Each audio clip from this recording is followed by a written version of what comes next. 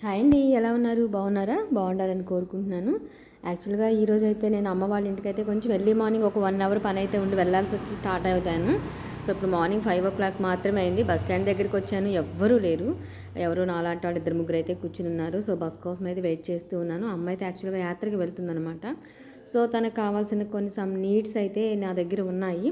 So అవైతే తీసుకువెళ్ళి ఇద్దామని అయితే నేను స్టార్ట్ అయ్యాను. మళ్ళీ స్కూల్ కిడ్స్ వచ్చే టైంకి నేను స్కూల్లో ఉండాలి కాబట్టి మార్నింగ్ 5కి స్టార్ట్ అయ్యాను. మళ్ళీ 8:30 8 బిలో నేను స్కూల్లో ఉండాలి అనే కాన్సెప్ట్తో.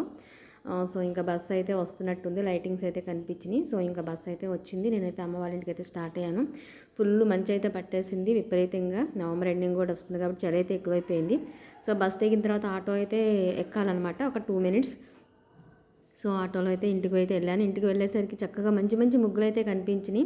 అబ్బా భలే ఉన్నాయి కదా అనుకున్నాను. రెంట్కుండే అమ్మాయి అయితే వేసిందంట, భలే బాగున్నాయి అని అనుకుని వీడియో అయితే తీసాను అనమాట.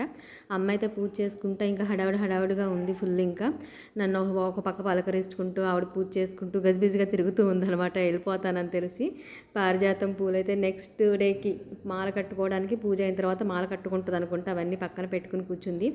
చక్కగా పారిజాత పూలైతే మొత్తం దేవుళ్ళందరికీ చాలా అందంగా వేసేసింది. అబ్బాయి ఎంత బాగుంది అని అయితే అనుకున్నాను. ఆవిడేదో మంత్రాలు చదువుకుంటూ అయితే కూర్చుంది. ఇంకా మధ్య మధ్యలో నన్ను పలకరిస్తూ ప్లీజ్ అన్నీ షేర్ చేసుకున్నట్టు ఇది షేర్ చేసుకుంటున్నాను. Please watch it. Thank you.